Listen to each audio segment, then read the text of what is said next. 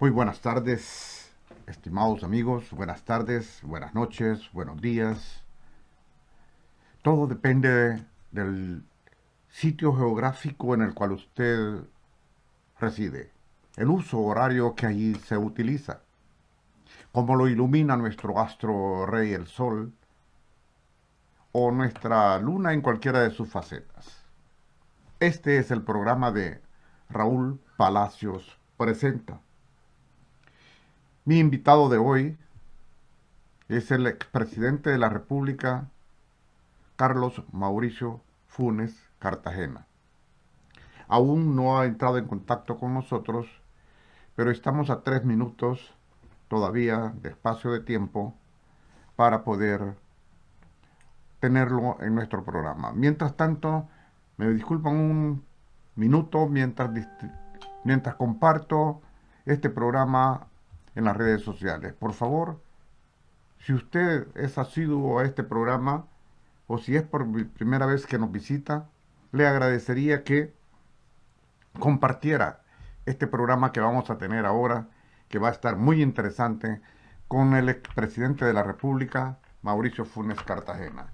Así que discúlpenme un momentito mientras yo comparto este programa.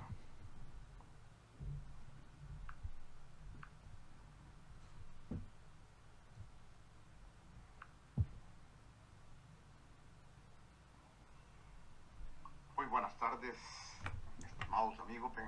Con el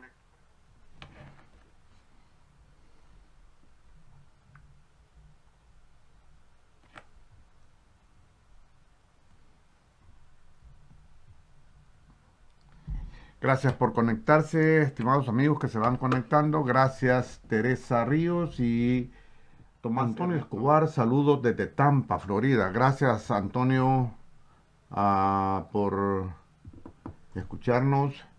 Memorroca Luis, Memroca Luises nos está viendo. Miguel Vides, saludos don Raúl. Gracias Miguel, gracias por estarnos estar con nosotros en el programa. Estamos a la espera de que el expresidente Mauricio Cartagena llegue. Carlos Ortiz, mi coanfitrión del programa, está llegando en estos momentos. Él es quien se encarga de la lectura. Y bueno, creo que tengo a los dos, déjenme ver. Eh, sí, tengo a Mauricio Funes en este momento y tengo a Carlos Ortiz. Así que les estoy dando el ingreso respectivo. Y vamos a estar ya, ya estamos en el aire, Carlos. Gracias por venir. Ahorita estoy contigo. No hay problema, Y Mauricio. aquí está Mauricio Funes Cartagena, el expresidente de la República, Carlos Mauricio Funes Cartagena.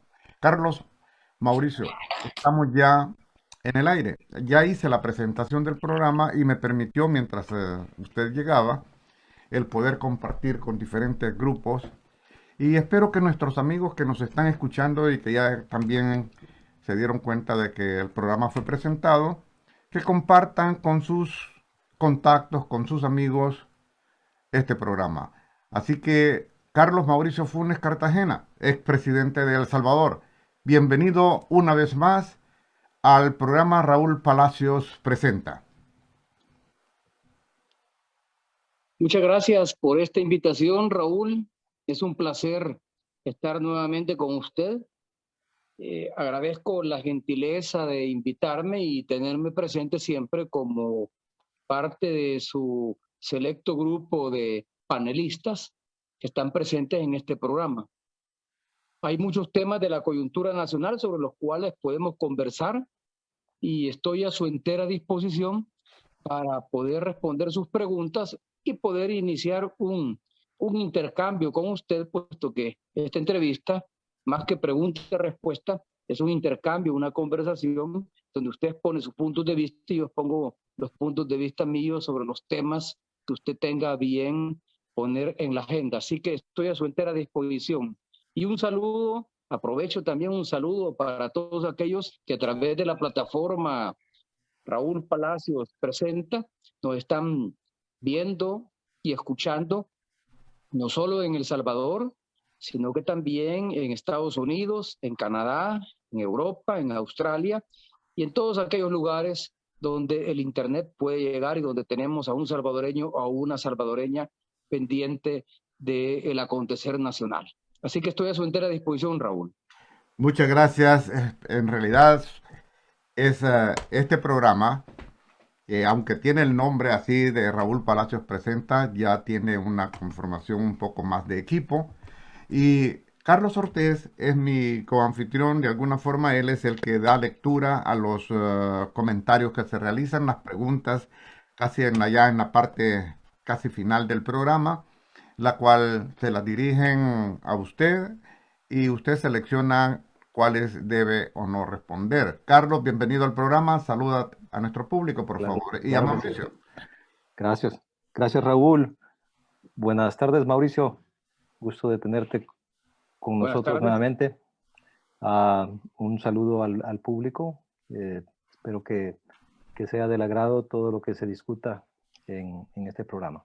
Pero bien, no tomo más tiempo. Los veo al pronto. Gracias. Pues bien, estimados amigos, he elaborado una pequeña agenda, y ni tan pequeña, espero que la logremos abordar toda. Y desde luego que es bien interesante los puntos que he seleccionado para esta charla de hoy, con una personalidad como Mauricio Funes, quien está... Lo primero es que desde su experiencia como periodista, tiene un criterio bastante bien firme, elaborado, como periodista, pero además de ello, su experiencia como presidente de la República le permite conocer el teje y maneje de cómo se gobierna en nuestro país y puede identificar lo bueno y lo malo de alguna forma desde su criterio, lógicamente, aun que sea alguien o reciba oposición a sus comentarios. Esa es la opinión de él y esas opiniones, cuando vienen de personalidades como él, se respetan. Aquí en este programa, como lo he mencionado en otras ocasiones y casi siempre lo digo, pasan diferentes personalidades y sin importar el posicionamiento político, yo siempre trato de charlar con ellos de alguna forma. Algunos amigos me dicen que por qué no dejo hablar o por qué interrumpo a mi invitado. Déjenme decirles que no es la intención hacer mal o daño, simplemente es que este formato no se trata simplemente de preguntar, que yo pregunte y mi invitado responda. Se trata de que en algún momento también yo pueda alternar emitiendo algunas opiniones. Pues bien, Mauricio, ¿qué vamos a hablar primero? Vamos a hablar como primer punto de agenda la consolidación del actual gobierno que preside el señor Nayib Bukele.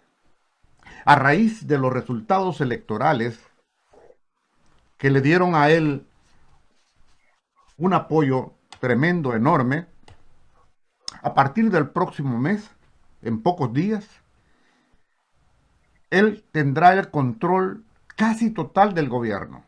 Digo casi porque aún no lo va a tener, pero gran parte del poder, cómo se maneja ya el gobierno, que no es simplemente el gobierno, el poder ejecutivo, sino que todos los otros dos poderes del Estado, además de las organizaciones autónomas que forman parte del gobierno. No tendrá control aún de la Sala de lo Constitucional ni de la Corte Suprema de Justicia como cuerpo, pero tiene la oportunidad con esta Asamblea Legislativa de cambiar al menos 5 magistrados de la Corte Suprema de Justicia que pudieran hacerlo volcar todas las cosas que él quiera manejar y que sean sometidas a juzgamiento de la Sala de lo Constitucional. Podría de alguna manera salir favorecido el señor Bukele. Pero mi pregunta específica para usted: a partir de este 1 de mayo, sabemos que se tendrá esa fuerza que y que la oposición estará en desventaja, con un protagonismo político casi muy poco. No será muy relevante o pudiera ser muy relevante, aún estando dentro de una minoría. Mi pregunta en concreto, ¿cuál es su análisis y qué podría recomendar para que la oposición no se debilite y comience su fortalecimiento ante las desventajas en que le toca vivir en los próximos 3 años de gobierno? Bien, no cabe duda que la oposición legislativa ha quedado bastante disminuida luego de las elecciones del pasado 28 de febrero. Ha perdido su capacidad contralora. Sus votos no alcanzan para poner frenos a los abusos de autoridad o a los excesos que pudiera cometer el gobierno y sobre todo el presidente de la República. Hagamos una comparación con la legislatura que está por terminar. En la legislatura que está por terminar, el FMLN tenía o tiene todavía 23 diputados, Arena 35 o 36, y con eso construían no solo mayoría simple, sino que mayoría calificada. No estoy queriendo decir con esto que el FMLN y Arena son igual como partidos de oposición. Están en la oposición en la medida en que compitieron en contra del actual presidente de la República cuando era candidato con sus candidaturas. Se recordará que Arena presentó la candidatura de Carlos Calleja, que logró cerca de 800,000 votos en las pasadas elecciones, no lo suficiente como para ganar. Y el FMLN, lamentablemente, con la candidatura de Hugo Martínez, logró un poco más de 350,000 votos. Tampoco lo suficiente como para ganar. Nayib tuvo una victoria holgada, como para que no haya necesidad o para que no hubiera necesidad de convocar a una segunda ronda electoral. Ganó en primera vuelta, con cerca de 1.400.000 votos. Más o menos la misma cantidad que había sacado el presidente Salvador Sánchez Serén y más o menos la misma cantidad que yo obtuve en el 2009. Tomando en cuenta que había más electores. Eso es importante decirlo, porque Nayib no ganó la elección presidencial, como se ha dicho y como se suele decir, con un apoyo mayoritario del 90-95% de la población. Ese podrá ser el nivel de aceptación que él tiene de acuerdo a las últimas encuestas de opinión. Encuestas no les doy mucho crédito, la mayoría de ellas, porque la mayoría de ellas son encuestas pagadas. La encuesta de la Gallup es una encuesta pagada por Nayib Bukele, la encuesta de Mitofsky es otra encuesta pagada por Nayib Bukele, pero está la encuesta de la UCA, el Instituto Universitario de Opinión Pública, que le da una imagen favorable y un nivel de aceptación muy importante, arriba del 80%. Pero él no ganó con ese 80% de aprobación. Si tomamos en cuenta la cantidad que fue a votar en las elecciones del 2019, a partir del padrón electoral, por Nayib votaron aproximadamente el 30-35% de la población. O sea, él es presidente por el 30 o 35% de la población con edad para votar o con capacidad para votar. Esto es importante porque Nayib no obtuvo un cheque en blanco. La población no se volcó mayoritariamente a votar por Nayib Bukele. Y lo mismo ocurrió el pasado 28 de febrero. Quienes votaron por Nuevas Ideas, tomando en cuenta el padrón electoral que aumentó con respecto a las elecciones del 2019, no andan más allá del 30 o 35% de la población. Con ese 30 o 35% de la población electoral con capacidad para votar del padrón electoral, Nayib ha logrado el control de la Asamblea Legislativa. ¿Cómo queda la oposición? Respondiendo a su pregunta, bueno, lo que he dicho, ha perdido su capacidad contralora, sus votos no alcanzan para poner frenos y contrapesos a lo que pueda hacer el Ejecutivo. Una de las características de la democracia es el establecimiento del sistema de pesos y contrapesos. ¿Qué significa eso? En primer lugar, eso está apoyado en la independencia de los poderes del Estado. En El Salvador, de acuerdo a nuestro ordenamiento jurídico constitucional, tenemos 3 poderes o 3 órganos del Estado: el Ejecutivo, el Legislativo y el Judicial. El Ejecutivo se elige en base al voto popular. El Legislativo también se elige en base al voto popular. El Judicial, en cambio, los magistrados, los jueces que integran la Corte Suprema de Justicia son elegidos en base a un proceso de elección secundaria a través de la mayoría calificada del órgano legislativo. Pero, ¿por qué es importante que la Asamblea Legislativa no esté en manos del presidente de la República o del partido de gobierno? Porque entonces la Asamblea Legislativa puede ejercer una especie de contrapeso de lo que puede hacer el Ejecutivo, para bien o para mal. Yo le pongo un ejemplo, Raúl. Cuando ganamos las elecciones en el 2009, fueron elecciones generales, ganamos la presidencia de la República, el FMLN obtuvo una importante cantidad de diputados. No tengo el dato muy preciso, pero más o menos unos 33, 34 diputados que obtuvo en la elección general del 2009. Eso no hace la mayoría simple, ni siquiera la mayoría simple, ya no digamos la mayoría calificada. Para hacer mayoría simple se necesitan 43 diputados y para hacer mayoría calificada, y hay importantes decisiones que se toman como mayoría calificada, se requiere de 56 diputados.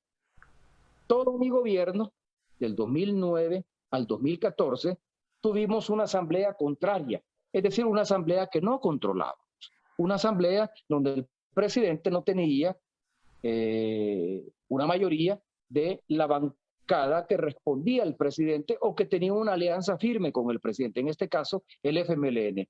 Tanto las elecciones del 2009 como las elecciones de medio término en 2012 no dieron mayoría legislativa. Y al no tener mayoría legislativa, el Ejecutivo y el presidente de la República no podía poner al fiscal que quisiera, no podía poner a los magistrados de la Corte Suprema de Justicia que quisiera y que se eligen en ese periodo. No podía tampoco poner a los magistrados de la Corte de Cuentas de la República que quisiera, ni tampoco a los otros miembros del Ministerio Público, el Procurador para la Defensa de los Derechos Humanos y el Procurador General de la República. Y lo mismo ocurrió con el presidente Sánchez Serén. ¿Cuál es la diferencia ahora? Ahora Nayib Bukele tiene 56 diputados de Nuevas Ideas, sumados a los de Ghana hace 61 diputados. Con eso tiene 2 posibilidades. El primero, puede aprobar los decretos que quiera, puede derogar las leyes que quiera, porque para eso requiere nada más de mayoría simple de 43 diputados y eso los tiene. Y puede elegir a los magistrados de la Corte de Cuentas de la República, que entiendo que de acuerdo al calendario de elección se eligen a finales del próximo año, porque para los magistrados de la Corte de Cuentas de la República, que es la principal institución contralora del Estado, la que le cuenta las costillas al Ejecutivo, para eso se requiere únicamente mayoría simple. Y Nayib la tiene. Pero además tiene mayoría calificada. Y con mayoría calificada puede elegir fiscal general de la República y lo deberá elegir a finales de este año para que entre en el ejercicio de su cargo el próximo año. Y puede elegir también magistrados al máximo tribunal, a la Corte Suprema de Justicia. Ahora, elige 5 nada más. Ahora, yo no creo que con la elección de esos 5 magistrados tenga el control de la Corte Plena. Podrá aspirar a tener el control de algunas salas, dependiendo a dónde van estos magistrados. Entiendo que de los 5 magistrados, 2 de ellos van para la sala de lo constitucional y el resto para las otras salas. Pero eso no significa que Bukele va a tener el control de la sala de lo constitucional y tampoco va a tener el control de las otras salas, y mucho menos de Corte Plena, porque solo son 5 magistrados. y la Corte Plena está integrada por 15 magistrados y por lo tanto los otros 10 no los controlan allí y podrá controlarlos, pero a través de otros mecanismos que no son necesariamente los de una elección secundaria. Entonces, ¿cuál es el escenario que tenemos? Una asamblea legislativa que a partir del 1 de mayo va a hacer lo que el presidente le diga que haga y va a aprobar las leyes, los decretos de ley, y va a derogar las leyes que el presidente le diga que derogue. Bueno, ya tenemos ejemplos a la vista. Hace como 3 semanas, una diputada del Partido Arena anunció que ya se había logrado un consenso en el seno de la Comisión de Medio Ambiente para la elección de la Autoridad Nacional del Agua, que es la autoridad rectora que, de acuerdo a la Ley de Aguas, si se llegara a aprobar en esta legislatura, es la que tomará las decisiones en materia del manejo de los recursos hídricos. ¿Qué fue lo que dijo Nayib inmediatamente? Voy a vetar esa ley, sin conocerla, sin que haya sido aprobada. Únicamente dijo que la iba a vetar porque provenía del consenso de las fuerzas políticas que en estos momentos tienen una correlación favorable para ellas y que no es una correlación favorable para Nayib Bukele. Pero sin conocer la ley de aguas dijo que la iba a vetar. Entonces, ya él adelantó cuál va a ser su actuación con respecto a lo que haga la próxima legislatura. Lo que de aquí al 1 de mayo apruebe esta asamblea, que no creo que sea mucho, porque también la asamblea legislativa ha entrado en una especie de inacción, probablemente porque no ha podido asimilar la derrota electoral. Yo mismo he planteado algunos temas que debían entrar en la agenda legislativa. En esta legislatura entraron 2 piezas de correspondencia importantes. Una que promovió el diputado de Arena, Velázquez Parker, con el propósito de que se formara una comisión de médicos para que determine la capacidad y el estado mental del presidente de la República y si podía seguir o no seguir gobernando. Y la otra, la que me parece más importante, es la que presentaron una serie de organizaciones sociales el pasado 9 de febrero y que el FMLN le dio iniciativa para que ingresara y que sea estudiada en la comisión política, mediante el cual se promovería un antejuicio en contra del presidente de la República por los sucesos del 9 de febrero del 2020, es decir, hace más de un año, donde Nayib Bukele alteró el ordenamiento constitucional. Y en mi opinión, cometió el delito de sedición. Ahí están esas piezas y no han sido estudiadas. Comenzaron a ser estudiadas antes de las elecciones, pero después de la derrota se olvidaron de ellas. Y existe una responsabilidad política y constitucional de los diputados de estudiar ambas piezas de correspondencia porque entraron en esta legislatura. Si se las dejan a la próxima legislatura, sencillamente se van a ir al archivo, que eso es lo más seguro. Y por lo tanto, un crimen que cometió el presidente de la República, como el haber intervenido militarmente a la Asamblea Legislativa, que ha sido incluso cuestionado por diferentes instituciones internacionales de derechos humanos, el Congreso, el Senado de los Estados Unidos, incluso aparece en el informe sobre la situación de los derechos humanos en El Salvador 2020, que conocimos el pasado 30 de abril, ahí aparece y encabeza la lista de las violaciones, la violación al ordenamiento constitucional por parte del presidente Nayib Bukele por haber irrumpido violentamente en el Palacio Legislativo y haber intentado ocupar militarmente la Asamblea Legislativa para deponer y cesar de su cargo a algunos diputados. Entonces, ¿qué le queda a la oposición bajo estas circunstancias en una correlación que no le es favorable? En mi opinión, retomar la lucha social. La oposición no se limita a la oposición política legislativa. Esa es una expresión de la oposición, la que se puede ejercer a través de los partidos políticos en el seno de la Asamblea Legislativa. También las organizaciones sociales pueden hacer oposición y también los partidos políticos pueden hacer oposición fuera de la Asamblea Legislativa, activando la organización social, la organización territorial, para que la población defienda las conquistas alcanzadas durante los dos gobiernos del FMLN y le ponga un freno al neoliberalismo. En mi opinión, y respondiendo concretamente a su pregunta, Raúl, eso es lo que tiene que hacer la oposición en estos momentos. Activar la lucha callejera, activar la lucha social, activar la organización de la población en la defensa de sus derechos. Hay varios derechos que este gobierno no está cumpliendo. Por ejemplo, yo le cito uno claramente: el incremento al salario mínimo de acuerdo al Código Laboral, es decir, de acuerdo al Código de Trabajo, a la ley. El salario mínimo se revisa y se actualiza cada 3 años. La última actualización se dio en el gobierno del presidente Sánchez en el año de 2017. Eso significa que tendría en el año de 2019, en diciembre del 2019, ya bajo el gobierno de Nayib Bukele, haberse presentado una propuesta de revisión del salario mínimo por parte del gobierno, tomando en cuenta que el Consejo del Salario Mínimo es un consejo tripartito donde hay representación del gobierno, representación de las federaciones sindicales, de las organizaciones de los trabajadores y representación de las gremiales empresariales. No lo hizo. Nayib Bukele no lo hizo. Y pasó todo el 2020 y tampoco lo hizo.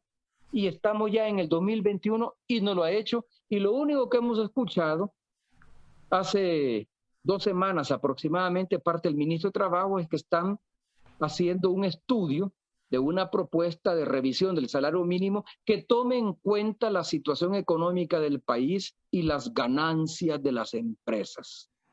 Si usted revisa la Constitución, Raúl, en ningún momento en la Constitución se dice que para establecer el salario mínimo, que es el mínimo necesario para que la población tenga condiciones dignas de vida, en ninguna parte de la Constitución dice que hay que tomar en cuenta la productividad de las empresas y mucho menos sus ganancias.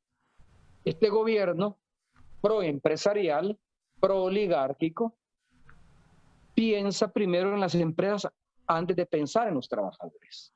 Y tomando en cuenta, y aquí hago referencia a la brillante entrevista que tuvo usted con el economista César Villalona, donde él planteó la deplorable situación económica que está enfrentando el país por la caída de la producción, la caída de las exportaciones, la caída de las importaciones, el incremento de la deuda a casi un 90% del PIB, el incremento del déficit fiscal a cerca de un 6 o 7% del PIB, el incremento de los precios de algunos productos de primera necesidad que ya se comienza a ver, el incremento del precio de la gasolina con lo cual se incrementan los costos de producción de una buena parte de las empresas, como también de aquellos salvadoreños y salvadoreñas que utilizan combustible para moverse todos los días. Frente a esa situación económica, el salario mínimo tiene que ser actualizado. ¿Vendrá una presión de la Asamblea Legislativa? No lo creo. No lo creo. Entonces, ¿quién tiene que hacer la presión? La sociedad salvadoreña, las organizaciones sociales. ¿Y quién tiene que estar detrás de esa presión? ¿Quién tiene que ejercer el liderazgo? La oposición, particularmente el FMLN.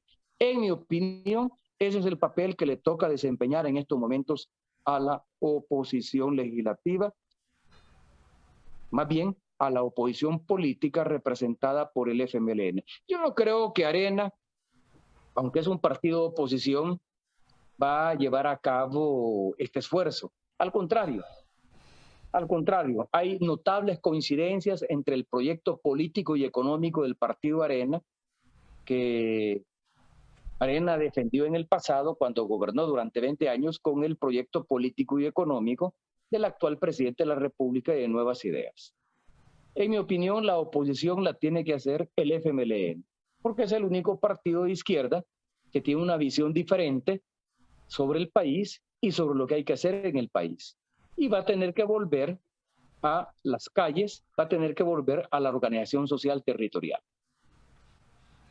Gracias, Mauricio. ¿Podría poner la cámara de forma horizontal? Ah, mientras tanto, el siguiente punto de agenda. Vamos a hablar sobre migración. Perdón, ¿cómo quiere que ponga la cámara? Es que está de forma vertical y la imagen sale reducida. Entonces, cuando lo pone de forma horizontal, eso es. En ¿Así esa está forma. bien? Ahí está mucho mejor. Muchas gracias. Bueno, con mucho gusto. Sí, muchas gracias.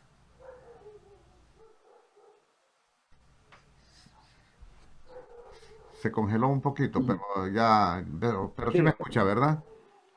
Ok, vamos a hablar sobre migración, Mauricio, y voy a hablarles sobre la negación que hace. Fíjese, Mauricio, que el presidente Bukele en recientes declaraciones, nada menos la semana pasada, ah, vamos a hablar del caso de Norma Torres, pero no quiero que lo aborde ahorita en este punto. Va a haber un punto bien especial para lo relacionado con la congresista, que por cierto es mi vecina acá en el área en que vivo. Norma Torres es una congresista muy apreciada acá y el presidente Bukele inclusive tuiteó pidiéndole a los salvadoreños que no fueran a votar por ella. Como digo, lo vamos a abordar más adelantito porque quiero que llevemos esto en orden. La negación que hace el presidente Bukele de el crecimiento de la migración durante su administración. ¿Es eso una realidad? ¿Cómo lo ve usted desde su punto de vista? Mire, la migración es un fenómeno social e histórico que viene desde los gobiernos de Arena. La migración hacia los Estados Unidos no comenzó en los gobiernos del FMLN, tampoco comenzó en el gobierno de Nayib Bukele. Esto viene desde los gobiernos del Partido Arena. Ahora, ¿por qué razón? Mientras el país no genere las oportunidades de empleo y seguridad en sus habitantes, estos seguirán buscando nuevos derroteros en otros países, particularmente en los Estados Unidos. Ahora, la migración ha venido cambiando. Inicialmente, la migración que se dio en los años 70 y en los años 80 se dio fundamentalmente por razones económicas. ¿Por qué razón? A partir de 1989, Arena toma el control, lleva a cabo un programa de ajuste estructural dentro de una concepción neoliberal del Estado. Y yo recuerdo que en la entrevista que usted tuvo con César Villalona, César explicó muy bien qué es lo que hace el neoliberalismo, o qué es lo que caracteriza el neoliberalismo. El neoliberalismo, en primer lugar, lleva a cabo un proceso de reducción y desmontaje del Estado y le quita activos al Estado a través de las privatizaciones. Durante los gobiernos de Arena se privatizaron, decía él, entre 20 y 24 empresas e instituciones del Estado. El comercio exterior, la banca, el sistema de pensiones, la generación térmica de energía eléctrica, la distribución de energía eléctrica, entre otros. Esto provocó una profundización de la pobreza. En la medida en que Arena desmanteló el Estado, también provocó desempleo, porque provocó una expulsión de mano de obra de servidores públicos del Estado. Pero también el Partido Arena destruyó el agro. El tejido productivo del agro fue completamente destruido. No apoyó el agro. Entonces muchos campesinos pobres que trabajaban en la agricultura, cultivando maíz, cultivando frijol, arroz, al ya no tener oportunidades, entonces se fueron para la capital y al no encontrar trabajo en la capital, decidieron irse para los Estados Unidos. Es decir, el fenómeno migratorio tiene causas estructurales, económicas, pero también políticas. Y en las políticas me estoy refiriendo a un hecho mucho más reciente que tiene que ver con los últimos gobiernos de Arena y que tiene que ver también con los gobiernos nuestros y el de Nayib Bukele, que es el problema de la seguridad. Hay mucha gente que se va de los lugares donde trabaja y donde reside, primero porque no encuentra trabajo, pero segundo también porque se siente asediado por las pandillas. Entonces, este es un problema que no se resuelve tan fácilmente. Requiere de una serie de reformas estructurales. Si a los salvadoreños y las salvadoreñas que deciden irse a los Estados Unidos no les creamos oportunidades de trabajo digno y bien remunerado, no se van a quedar en El Salvador. Si además de eso no se mejoran las condiciones de seguridad, tampoco se van a quedar en El Salvador. Si es que Estados Unidos se ha convertido en una especie de paraíso, lo que se ha dado en llamar el sueño americano, porque en Estados Unidos hay empleo y empleo mejor remunerado que el que existe en El Salvador. Es cierto que a través de las diferentes crisis que ha venido enfrentando los Estados Unidos, hay empleos que se han caído. Y a través de toda la política antimigrante que han emprendido algunos gobiernos, particularmente los gobiernos republicanos y los gobernadores de estado republicanos, también hay empleos que se han perdido. Pero Estados Unidos sigue siendo el país de las oportunidades para muchos salvadoreños y salvadoreñas. Entonces, mientras no generemos los cambios estructurales que permitan abrir oportunidades a los salvadoreños y salvadoreñas, estos se seguirán yendo a los Estados Unidos por más muros que se le pongan, por más acuerdos que firmen, acuerdos espurios que firme como firmó el presidente Nayib Bukele con Donald Trump, de considerar El Salvador como el tercer país seguro. ¿Cómo puede ser El Salvador un tercer país seguro si no ofrece oportunidades de trabajo y seguridad para sus propios connacionales, mucho menos va a ofrecer para otros? Ahora, mire usted, por ejemplo, algo que yo he hecho un señalamiento bien concreto. Nayib ha anunciado un incremento en la entrega de los paquetes alimenticios y dijo que van a tratar de entregar paquetes alimenticios a razón de 2 municipios por día hasta abarcar los 262 municipios de todo el país. Ahora, ¿a quién le están comprando estos paquetes alimenticios? La mayoría de los productos son importados.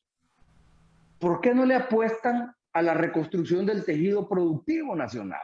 Cuando nosotros diseñamos el programa de los paquetes escolares, no pensamos en importar los zapatos, en importar los uniformes, sino que lo que pensamos es en activar la pequeña y microempresa para que fueran ellos los que ofrecieran los zapatos y los uniformes al Ministerio de Educación. Y los casi 60 millones que gastamos en promedio nosotros, el presidente Sánchez Serén gastó un poco más, como 70 millones, 72 millones por año, porque amplió la cantidad de beneficiarios de los paquetes escolares. Los paquetes se los estábamos comprando a la pequeña y mediana empresa y reactivamos cerca de 3.000 pequeñas y medianas empresas. Reactivamos el tejido productivo nacional. Lo mismo hicimos con los paquetes agrícolas.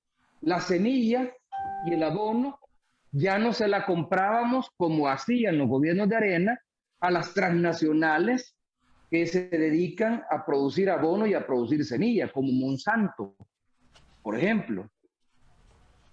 Se la compramos a las cooperativas agrícolas. Ellas eran las que nos abastecían de la semilla y del abono que entregábamos en los paquetes agrícolas y de esa manera activábamos la producción cooperativa.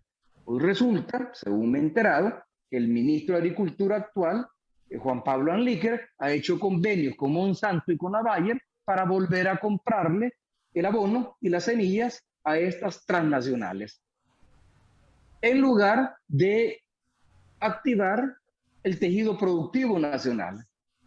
Lo mismo con el vaso de leche y lo mismo con la merienda alimenticia que entregábamos a cerca de 1 millón de estudiantes de las escuelas, de los institutos, es decir, del sector público. ¿A quién le comprábamos la leche fluida? A los ganaderos de Chalatenango. ¿A quién le comprábamos el maíz, el arroz, el frijol que se daba en las meriendas escolares? A los productores agrícolas salvadoreños. ¿Pero qué está haciendo este gobierno? Este gobierno, desde que comenzó a repartir paquetes agrícolas, todos los productos alimenticios que integran esos paquetes agrícolas son importados.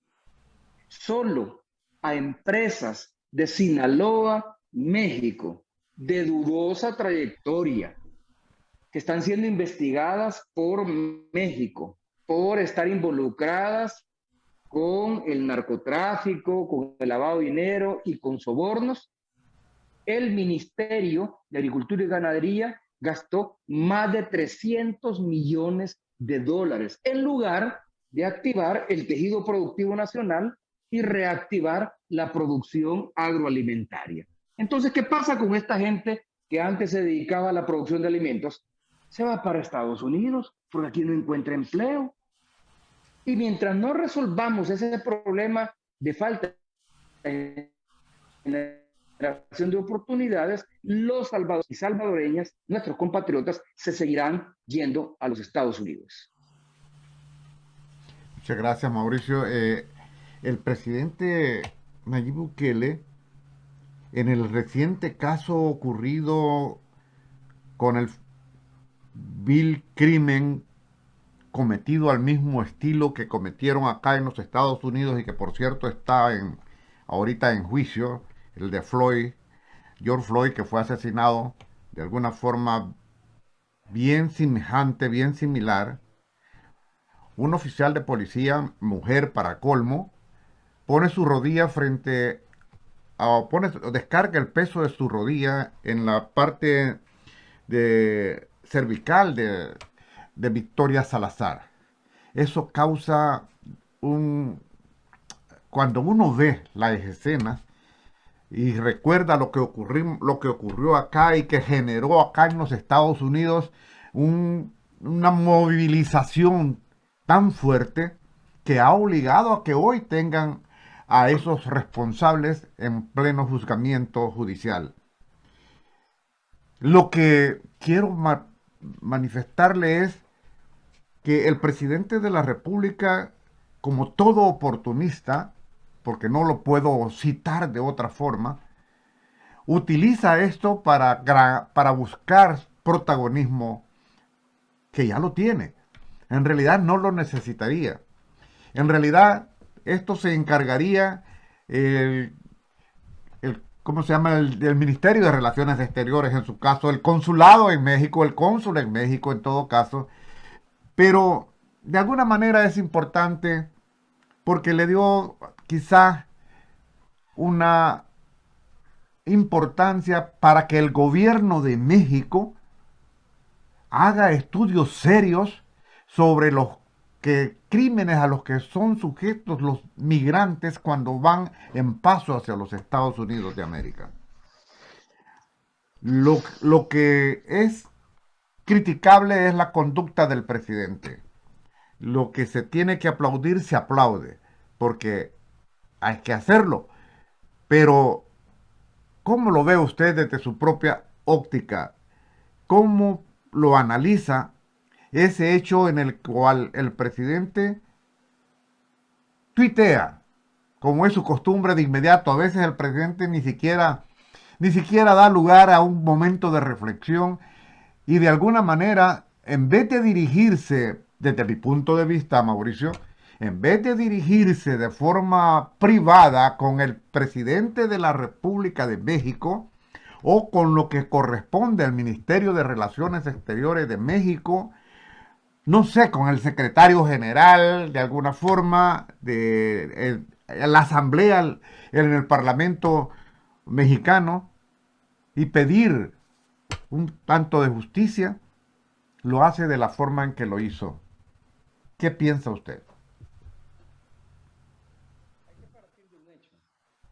Y es que al presidente de la República, a Nayib Bukele, los migrantes salvadoreños no le importan. Y hay suficiente evidencia de lo que estoy diciendo.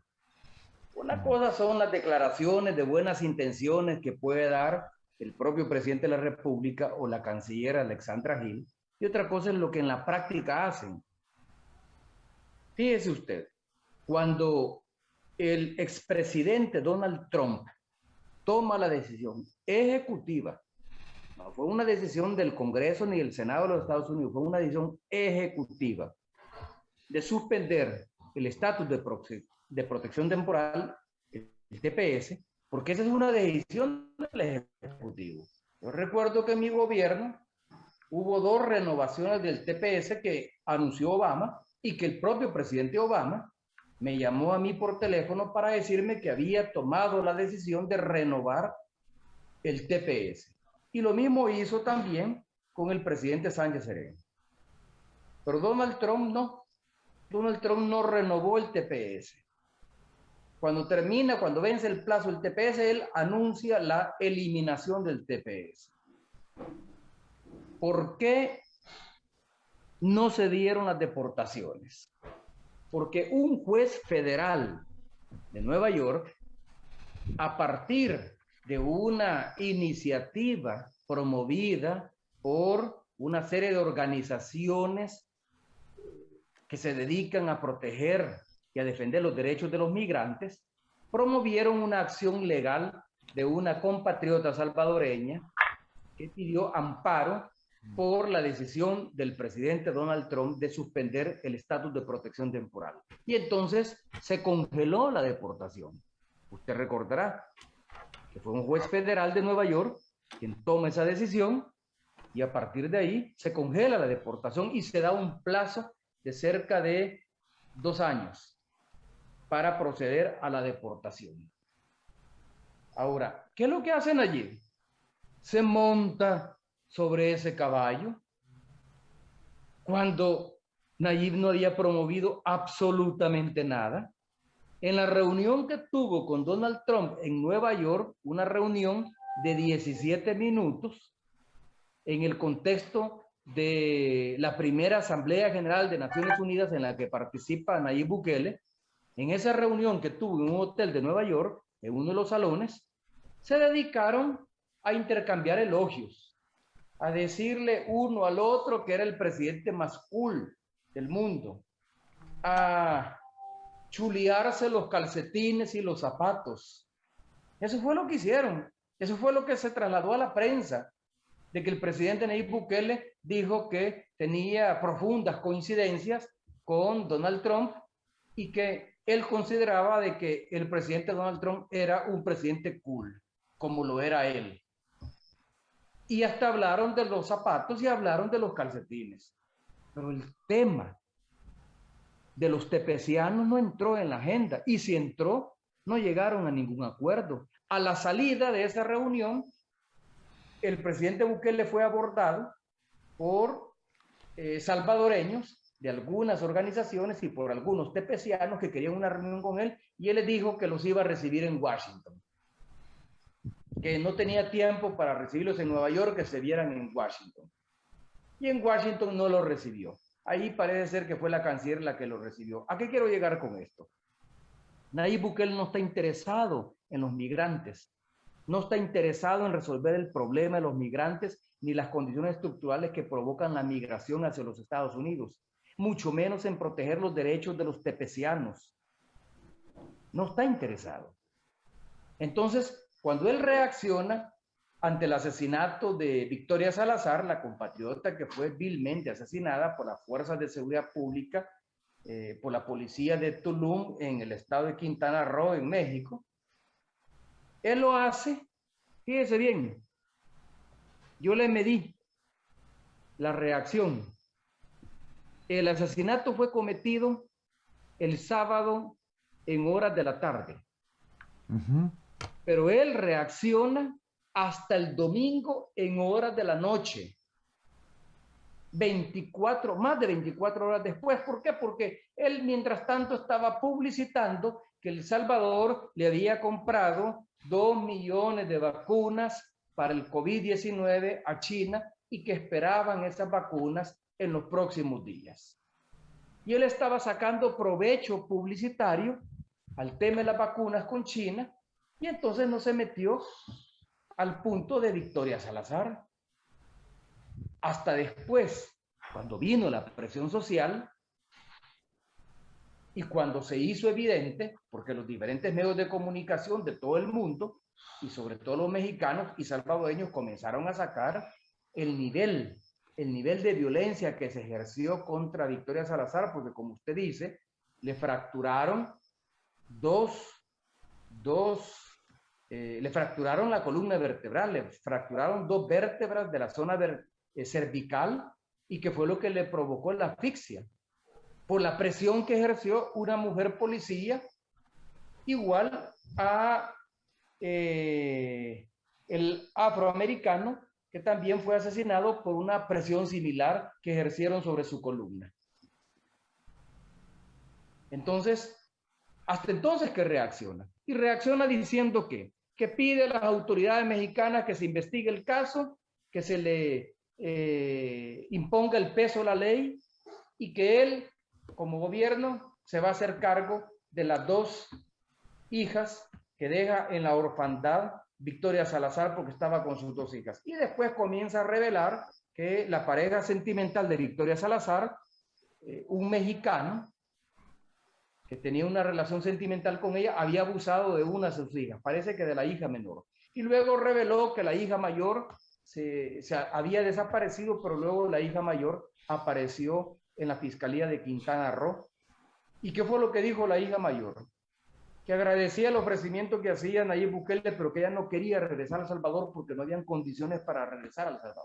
Yo no sé al final en qué va a terminar esto, porque entiendo que la semana pasada llegó a El Salvador el cadáver de Victoria Salazar, lo recibió la madre, venía acompañada con las nietas, con las hijas de Victoria Salazar, y no sé si al final la abuela va a tener la custodia de las niñas, o si se van a regresar a México porque ya tenían una visa de carácter humanitario. No sé lo que va a pasar con ella, pero no cabe ninguna duda que Nayib Bukele se montó publicitariamente, como lo hizo también con el compatriota salvadoreño que falleció junto con su hijo ahogado cuando intentaba cruzar el río Bravo del Sur, que es el río fronterizo entre México y los Estados Unidos, en la frontera sur de los Estados Unidos y la frontera norte de México. Igual, si usted recordará, en esa época exhibieron en una forma repugnante a la esposa, a la compañera de vida del compatriota que había muerto, a la madre del niño, y le ofrecieron ayuda económica. Eso es lo que hace Nayib. Monta casos publicitarios, pero no va al fondo de los problemas. Es decir, hace un uso propagandístico de estos asesinatos en contraste con lo que ocurre en El Salvador y que las diferentes organizaciones feministas se lo han hecho ver. Nayib Bukele pone el grito en el cielo por el asesinato de Victoria Salazar a manos de la policía de Tulum, en Quintana Roo, México, pero no dice nada de los feminicidios que ocurren a diario en El Salvador. Al mismo tiempo que se estaba dando a conocer el asesinato de Victoria Salazar, también apareció una joven de 15 años de Cojutepeque, cuyo cadáver apareció a los días mutilado, sin la cabeza, donde se había ejercido violencia en contra de ella, y sin embargo Nayib Bukele no dijo absolutamente nada sobre ese caso, no se pronunció, no le pidió a las autoridades una investigación, autoridades que dependen de él. Por último, las autoridades de México no dependen de él, pero las de El Salvador sí, y tampoco condenó el hecho ni ofreció ayuda económica a la familia de esta joven adolescente, como de muchas otras desaparecidas. Entonces, a mí me parece que aquí hay una doble moral.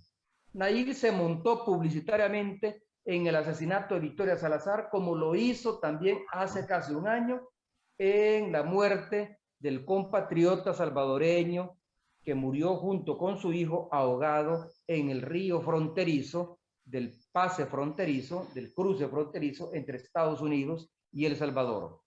Imágenes que la congresista Norma Torres le pasó por la cara.